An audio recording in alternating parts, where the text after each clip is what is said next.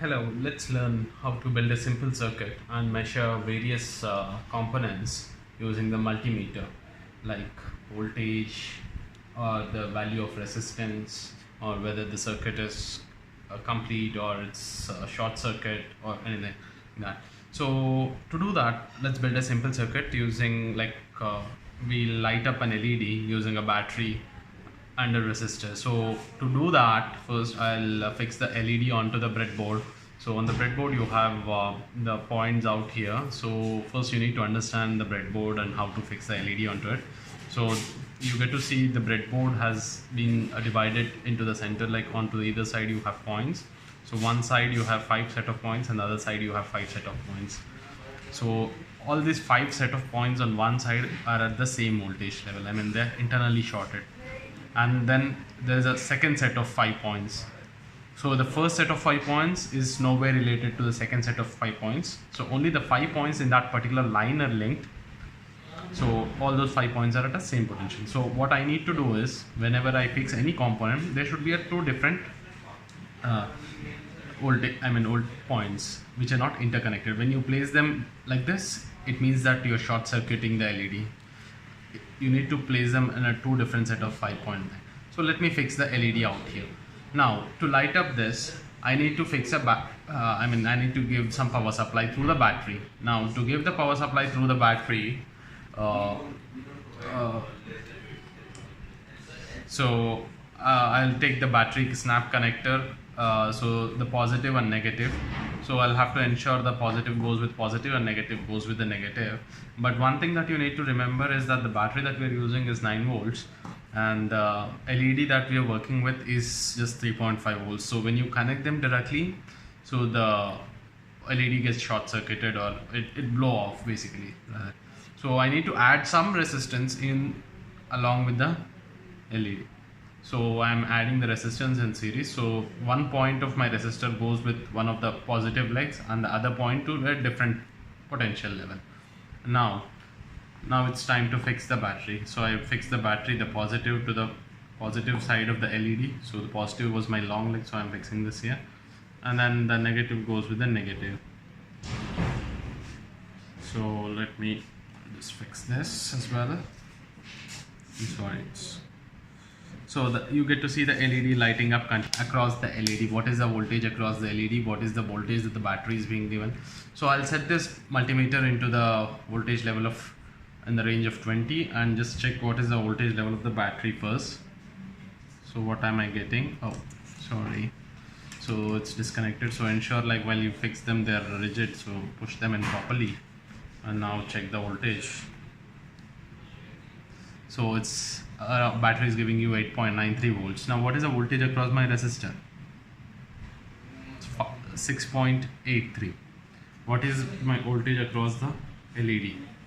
2.07. 2.07 plus 6.8 is like 8.9 or something.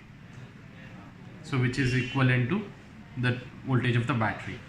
So the LED is continuously on. Probably if you want to control the circuit, you can add a switch in between and make the battery connection go through the switch, so that like when you press the button, the LED is on. This way is like you can vary the resistance.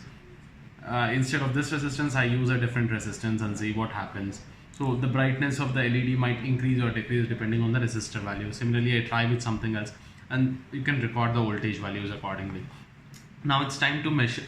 Now you get to see different voltages across the resistor at each time. So that depends on the value of resistance. Now how do I measure the resistance? So I have to put the multimeter into the resistance mode, like say 20k or 2000 ohm 2k, and then check the value of resistance by putting this into the current mode or the voltage mode. So you put it into the current mode.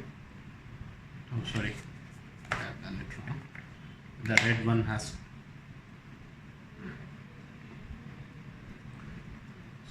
So you get to see the numbers varying, which is giving you some value of resistance that can be cross-checked by calculating along with the color code of the resistor. So in a simple circuits for grade 6 you can do this.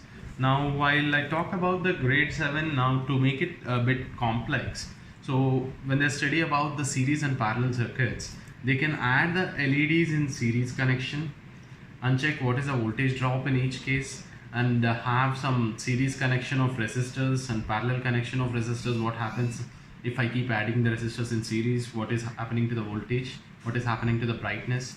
Similarly, they can check it with the buzzer. What happens to the sound of the buzzer? Is it reducing or is it increasing with the addition of resistance?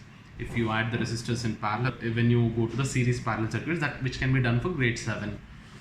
Now, so the series parallel circuits, you can do the LEDs in series, LEDs in parallel, resistors series parallel, or different loads like a buzzer and an LED in series or buzzer and LED in parallel. All those possible combinations can be tried, and the voltage levels and the resistance values can be recorded. So that is for grade 7. So when we go to grade 8, probably we can deal with the variable resistor. Now they have seen the fixed resistance. So so we give them a variable resistor. Now if I use a variable resistor, change the value of resistance by rotating the knob using a screwdriver, so the value of resistance is this. So when I change the value of resistance, what is my voltage across the LED? If I reduce it, what happens? If I increase it, what happens? So they can record all this and then analyze what is the relation between the voltage and the brightness of the LED, all those things. And then with that is one thing. In the grade 9, probably after they explore with this fixed and the variable resistors, there's a light dependent resistor which is given in an additional for grade 9, where like they take it under the sunlight and check and different days of time by adding this particular resistance in series parallel with the fixed value of resistance, or a simple circuit. At times, like when you add a simple LDR, the light dependent resistor in the series with the circuit. Now I check if I attach the battery and see,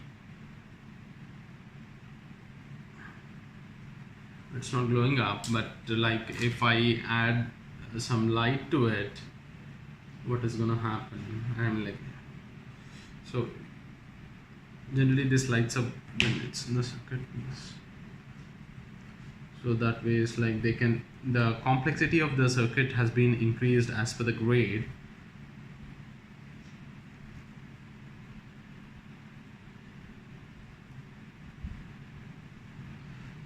So I need to,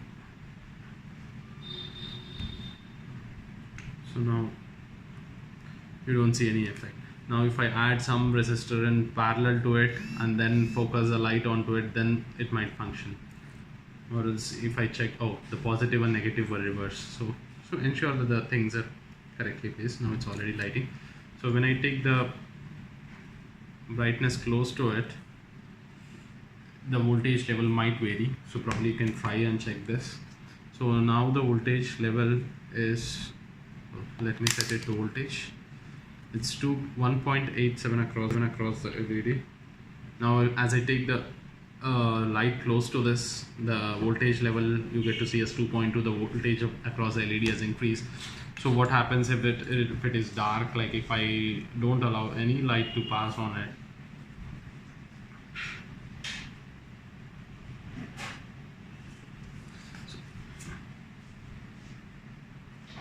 so it's 1.7, so it is going down to 1.66.